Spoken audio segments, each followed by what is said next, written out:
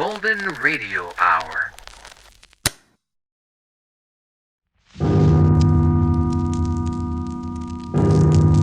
Escape.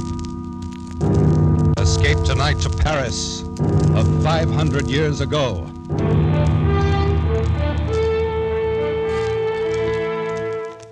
The Columbia Broadcasting System and its affiliated stations presents Escape, a new series of programs of which this, the fifth, is The Sire de Maletroits Door by Robert Louis Stevenson, produced and directed by William N. Robeson.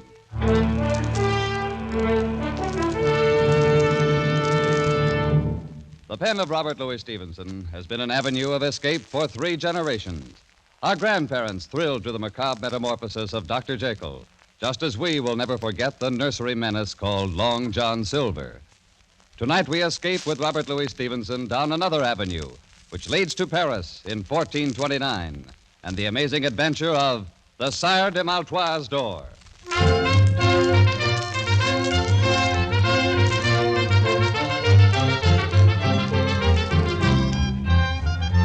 Dark of the Moon, 1429, Paris.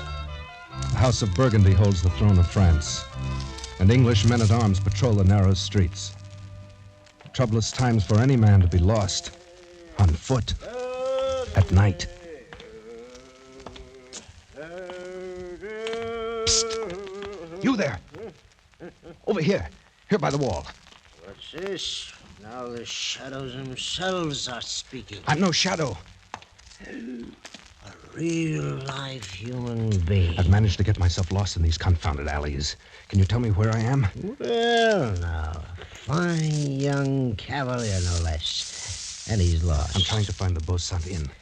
Will this street lead me there? Lad, one street is as good as another, and none of them will ever lead a man anywhere. Oh, come now. You must know something about this part of Paris. Think, man, a patrol may pass at any moment. You're wanted, then. I have a safe conduct pass from the captain of the garrison. Safe conduct, he says. And to find what a good that'll do you here in the dark of the night. Well, you're certainly not helping my chances any. No, lad. The only safe conduct you have is that sword swinging at your side. Wait, quiet. A patrol. They're coming this way. I'm inclined to think you're right. I've got to run for it. Tell them nothing. When I should tell what to whom? Wait, halt! Someone's there. Speak up. Who are you? Speak up, is it? And you a blundering pack of 2-day grenadiers that walk like a herd of cattle, such as me? Speak up. That served with the mad Prince Charlie himself. May he rest in peace. An old campaigner, eh? Hey, where you from, soldier? Fontainebleau, from a smarter outfit in bivouac than the likes of you in quarters. A bit in the scups, eh, man? Seen anybody about, old-timer? Naught but shadows and tankards of ale. Fine French cavalier who departed hence without a bio leave just now. Where'd he go? Oh, who knows? Perhaps he went one way, maybe the other. Though I think it was the other there. All right, men. Arms. French cavalier, eh? We'll have him like a fowl in a spit. Spread out. Cover the street. Keep an eye out. Don't let him slip away between you. Forward now. Search every corner.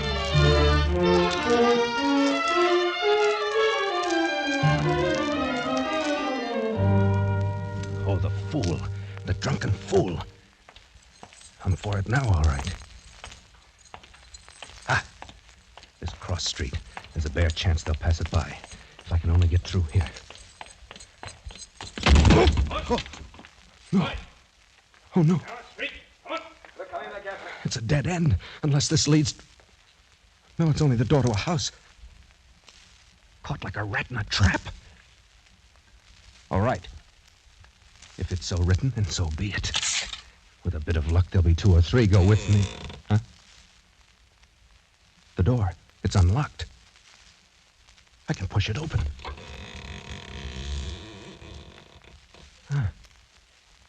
Black as the mouth of hell inside. Well, what have I got to lose? There. Alive now. You have to be here someplace. Open up that door, you dog! Can't you see the crest above it? He's not here. He's gone. That he has. Didn't come in here after all. All right,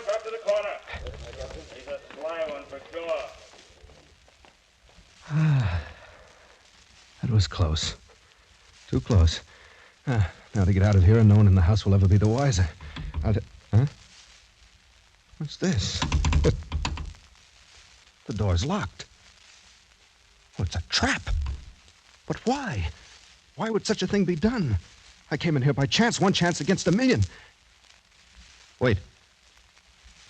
It's a light. Somewhere inside the house.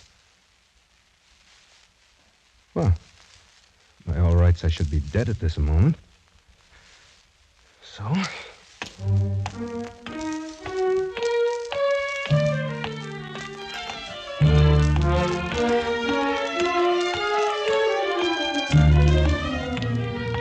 Come in, young man. I've been expecting you all evening. I fear you must be mistaken, sir. My visit is quite unexpected for both of us. That's good. That's very good. For the both of us, you say. Well, no matter. You're here. That's the main point. Take a seat, my boy. Put yourself at ease. We'll arrange our little affairs presently. There seems to be some misunderstanding. You see, your door was standing... Oh, the door. That was a little piece of ingenuity. Don't you agree? So you must know that I had no intention of intruding without an invitation. Without an invitation, is it? Well, we old people are used to such reluctance. When it touches our honor, we cast about until we find some way of overcoming it. And so, my boy, invitation or not, you are, believe me, most welcome. I hope you'll pardon my saying it, but I haven't the slightest idea what you're talking about. Oh, so that's it. Dead to rights, but still pretending, eh? You're a clever rogue. Sir, Right. My name is Denis de Beaulieu. I am not a guest in your house by my own choice, and I am not accustomed to being... Nor is the house of Maletroits accustomed to certain things, of which you well know. Maletroits? I should have expected better treatment at the hands of one of the most honored families of France. Honored indeed, until you, Monsieur de Beaulieu, took it upon yourself to dishonor us. Sire de Maletroits, I have attempted to explain that I took a stand before your door to fight off a patrol which I'd encountered in the street. I assure you I had no slight intention of forcing myself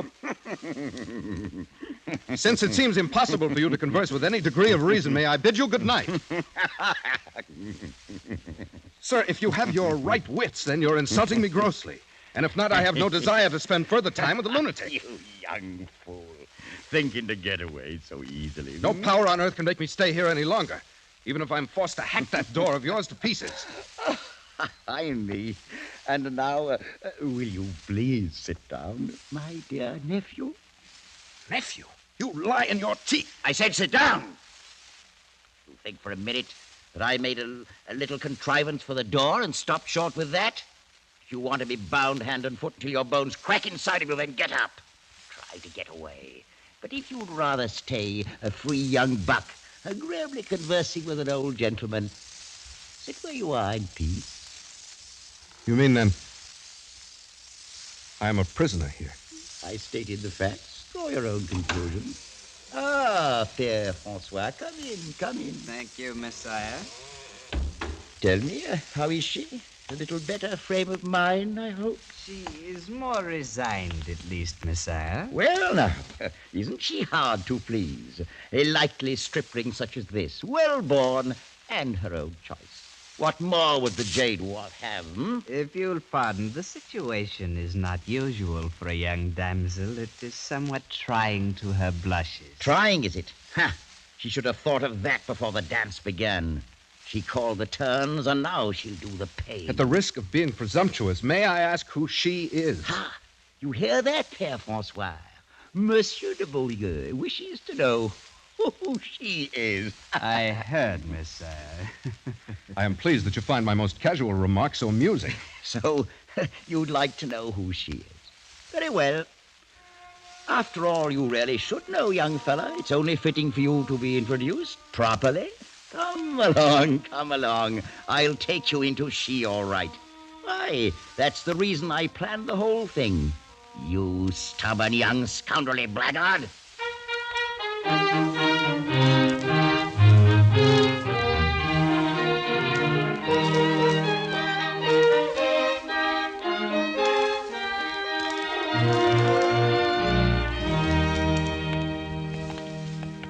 Come along, my boy. Right through this door. After you, sir, if you don't mind. Oh, no, it's not that kind of a trap.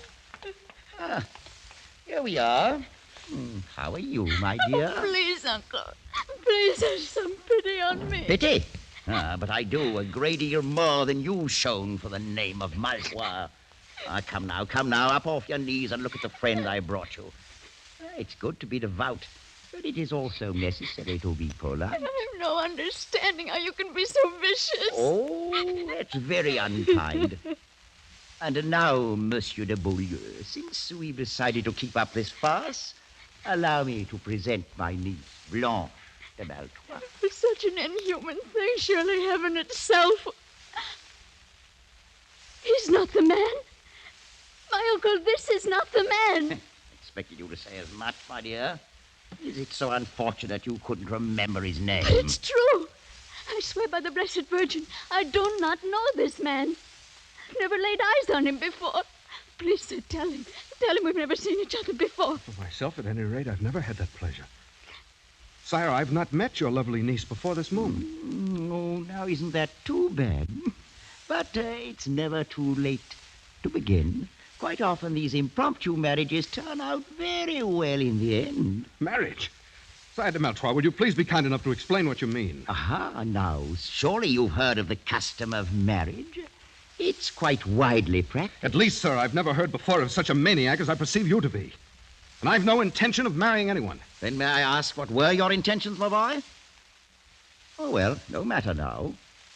Père Francois is looking forward to performing the nuptial rites. Oh, he's quite properly ordained, you know. So, shall we say, in 2 hours? Meanwhile, I suggest you become better acquainted. Wait. Uncle, you can't be in earnest. I swear to you I'll kill myself before I'll be forced on this young man. Forced? Oh, come now, my dear Blanche. Is it possible that you think I'm lying? That you still believe this is the man? Frankly, I do. Well, then you're wrong. I refuse utterly even to consider Enough, my such... dear.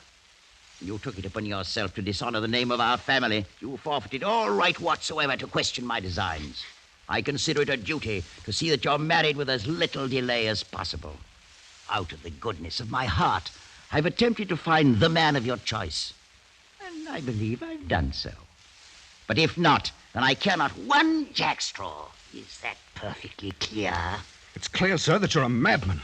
Perhaps, my dear nephew. I'm not your nephew, nor will I be. I'd sooner die 1,000 times. Such a fury against the inevitable. But at any rate, you'll have 2 hours to compose your differences. Père Francois, bring the clock. Very well, Messiah. Thank you. Place it there.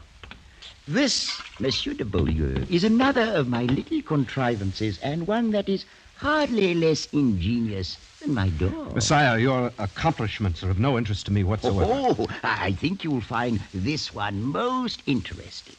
You will notice that the upper container is filled with water. In exactly 2 hours, all of the water will have dripped into the lower vessel, and at that time, I shall return. Remove the plug, Père Francois. Clever, isn't it? Well, genius is so rarely appreciated. And now I'm quite sure you'd sooner carry on your interview without an audience. You'd never met my uncle before? He didn't arrange this with you? I'd never laid eyes on him. And certainly nothing was arranged with me, else I wouldn't be here. Oh, then you're as much an unfortunate victim as myself. But you at least must be more aware of the circumstances. I can understand none of this. It's not an easy thing for a girl to tell. Whatever you may think of me now, I fear you shall think the worse when I've finished. Words are but words. But your manner encourages respect. Thank you, monsieur. I've lived all my life with my uncle, and I've not been happy. 3 months ago, a young captain of the guard began to stand near me in the church. Oh, you must understand. I gave him no encouragement to do so. Oh, quite so, I understand. He was handsome, of course. As a matter of fact, very. After a while, he began to pass me notes. He found me pleasing, wanted to meet me, and seemed most interested in me for some reason. I can believe that. This morning, he passed me a note urging me to leave the outer door open tonight so that he could speak a few words with me on the stairs. Oh, this is most difficult for me to tell, monsieur. I'm sure he meant no harm. I've no idea how my uncle came to suspect. Sometimes his shrewdness becomes almost diabolical. After church, he took that note from my hand, read it, gave it back to me. I've been kept in my room all day, knowing nothing of what he might be planning. So that's it. By pure accident, I've blundered into a trap set for someone else. Had my uncle brought the captain himself, the thing still would have been confusing. How should I know that he may not have been trifling with me all along? But to be forced into a situation with you, a perfect stranger... Your regard for me is quite clear, mademoiselle. I regret appearing as a disappointment to you.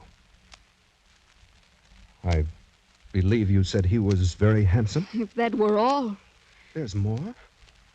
I mean, monsieur, that you yourself are quite handsome. But it's so...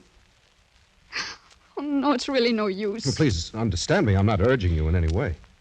Urging, monsieur? I'm accustomed to meeting young ladies upon occasion who are quite ready to accept me as something beside a convenient substitute for some handsome captain of the guard. I've no doubt of it, monsieur. And to correct a mistaken impression you seem to have, I'm well aware that you're doing no urging. And were you to do so, I should neither listen to nor give it any consideration whatsoever. It's well that we both understand one another. Quite so. And that being the case, Mademoiselle de Maletroits, I wonder if you'll be good enough to conduct me to your uncle. With the greatest of pleasure, monsieur. I've no doubt but what this little matter can be settled very quickly, and with as much honor as possible to everybody concerned.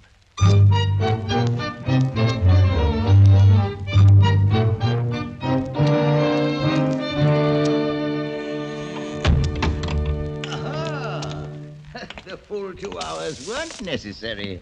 Already harmonious accord rises triumphant. On the contrary, Sire de Maletroits, your assumption is entirely false. Oh, what a pity. Well, Père François, there's nothing to it. We'll simply have to wait a while longer. As you say, Messiah. I fear it may be much longer than you think. In fact, forever. That's a very long time indeed. And you, my dear niece, what are your sentiments in the matter? I will not marry this man. Do what you may, uncle, I will not marry him. Right back where we started. Can it be that our young friend is lacking in perception, Père François? It is possible, Messiah. I'm not at any rate lacking in a sense of honorable conduct. Dragged in here against my will, I've addressed your niece in the manner of a gentleman. I found her charming, lovely, delightful. Monsieur. But now I have the honor of declining your offer of her hand. Let that end the matter. Oh, it's not as simple as that. Take a look from my window there, and tell me what you see on the wall beneath it. What do you mean? See for yourself. Whatever it is can have no bearing on the matter. There's an iron ring set in the wall. Quite so, and fastened to the ring? A rope. Right. So we have 2 elements. And to complete our little diagram, we need a third one. That element is, at the moment, firmly attached to your body. I'm referring, sir, to your neck. Uncle, no. And may I inquire the purpose of the dogs there in the courtyard below? Are they also a part of your devilish plans? My dear young man, a body doesn't hang in ropes forever, you know. You maniac. Even murder doesn't stop you. Ooh, that's such a nasty word. Let us confine ourselves to the bald facts. At the end of your 2 hours, you will prepare yourself either to marry my niece or to kick out your life while you swing at the end of that rope. There's no other alternative. I think there's one. Between gentlemen, at any rate. Arm yourself, sir. You fool. You think for a moment that if I'd regarded your sword as a threat, you'd still be wearing it? Père François, will you open that door to the passage, please? Of course, Messiah. I'll be most happy to. Gentlemen, show this rash young buck the color of your steel. Whether he likes to admit it or not, Monsieur de Beaulieu, one day A man grows too old to fight his own battles and must hire others to do it for him. Close the door, Père Francois. Then you'll not fight? Do I seem a fool? There'll be no fighting and no haughty refusal to marry my niece.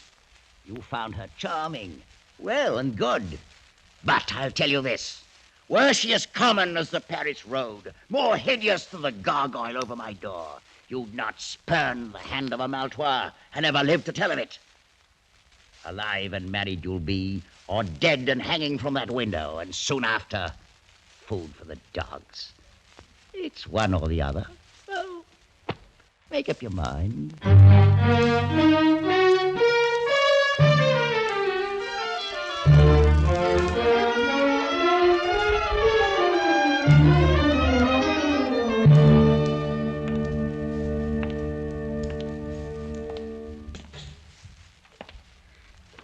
Please, Monsieur de Beaulieu, why do you not sit down? Your concern is most gratifying, mademoiselle.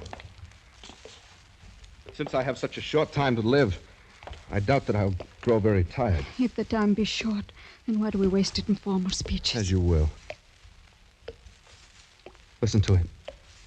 Drip, drip, drip. That devilish clock, like an artery opened and life's blood itself dripping away. Well, I've sat here and thought until my whole mind's in a great whirl. Please, you really shouldn't trouble yourself so much. I can't bear to have you slain for my sake. Monsieur de Beaulieu, I will marry you gladly. You must think, then, that I stand very much in fear of death. Oh, no. I've had reason to see that you're no coward. I've asked for no pity. If a thing has to be, then that's the end of it. Oh, sir, you misunderstood me. Why, the great nobility with which you faced my uncle should have removed all question about your bravery had such doubts existed. That is most kind of you to say so. Not, of course, that anyone could raise such questions once they'd seen you. Death's another incident. That's all. Oh, but life's a better one. You'll agree, then? I'm afraid you underrate the difficulty. What your generosity offers me, my pride prevents accepting. In this moment of noble feeling toward me, aren't you forgetting what you already owe to someone else? Monsieur! He never really mattered. Mademoiselle, my very life's the forfeit here. One I'll pay gladly if it be of service to a lady, but to tell me it's for something that never really Please mattered. don't be so cruel. Cruel, you forget. I'm the one who's going to die, not you. I've not forgotten, monsieur. Yes. You'll enjoy tomorrow's sun like any other days. And tomorrow night, perhaps you'll see him again. And of course, I'll be forgotten. Oh, no, never. But it's all a man can expect when he's born into the world, death at last. And some piece of ironic misfortune. Oh, don't say those things. I can't bear it. Oh, if I've said anything to wound you, I'm sorry. It was for your own sake, not mine. Thank you. Please. It's a bitter thing, my dear, to see you in such distress that giving my life itself for you can't help it. I'm sorry. I'll try to be braver. Is there no way at all in which I can serve you? Either now or afterwards? Only by letting me think of you as a friend for the brief time that's left to us. By forgetting for the moment that I'm an awkward intruder thrown here by circumstance. That's all. And afterward? What does it matter? The closer you come to it, the clearer you see that death's no more than a dark and dusty corner where a man climbs into his tomb and shuts the door after himself. Oh, monsieur. I've only a few friends now. And once I'm dead, I've no doubt that I'll have none. You forget Blanche de Maletroits. You're very sweet. Any young man in France would be glad to trade places with me and die for you. You value the small service I do you far beyond its worth. I'll not have you thinking so meanly of yourself. Look at me. Would you say that beautiful? I think the most beautiful girl I've ever seen. I'm glad of that. Tell me, is there a man in France who can say he's been asked in marriage by a beautiful maiden, asked from her own lips, and refused her to her face? Oh, no. I know you're a man and half despise such a triumph. But any woman knows more of what's precious in love. But remember, you asked me out of the pity of your heart, not for love. Are you so sure of that? Must I bear my very soul like a merchant showcase? You're very good. As good as you're beautiful. I'll not forget it for the time that's left me. Very well. I, too, have a pride of my own. If you'd turn back now from your word, I'd no more marry you than I would any stranger off the street. It's a small love that shies at a little pride. The dawn's starting to break. Yes. My uncle and his men will come here any moment. What shall we say to him? Anything you will.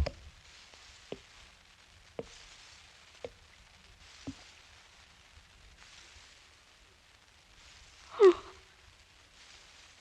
All of my life I'll weep for you.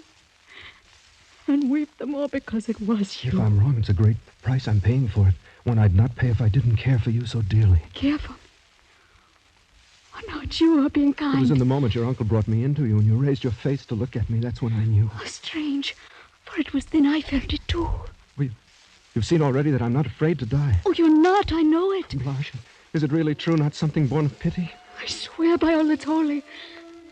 I love you, Denis. Oh, my beloved. And I can tell you now that I love you, too. Even after all you've heard. I can remember none of it. The captain's No name. matter. I love you. Oh, my I darling. love you more than my life and my soul. Blanche, my darling, I love you. you. I love you, Blanche. Well, Uncle. well. It's most gratifying to see this little matter settled in such a congenial fashion. Good morning, my dear nephew. I have nothing to say to you, sir. You're a vicious and unprincipled old man. Oh, that's most ungracious of you. No. At the very worst, I'm no more than a very wise old man. One who's lived a long time and seen a great many remarkable things. An old man who's learned all about such mysteries as the love of life and love.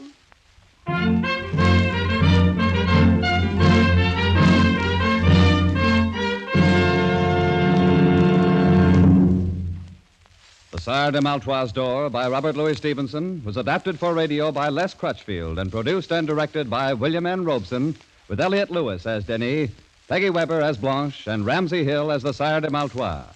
The special musical score was conceived and conducted by Cy Fewer.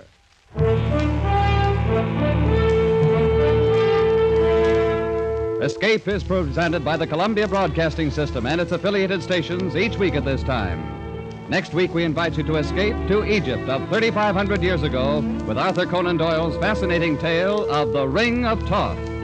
And so good night until next week at this time, when again it will be time to escape.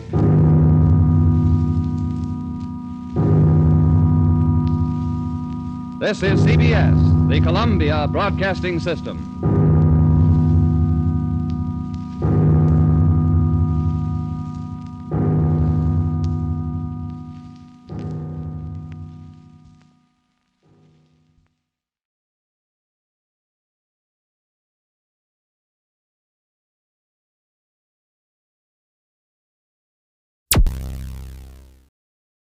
Thank you for listening.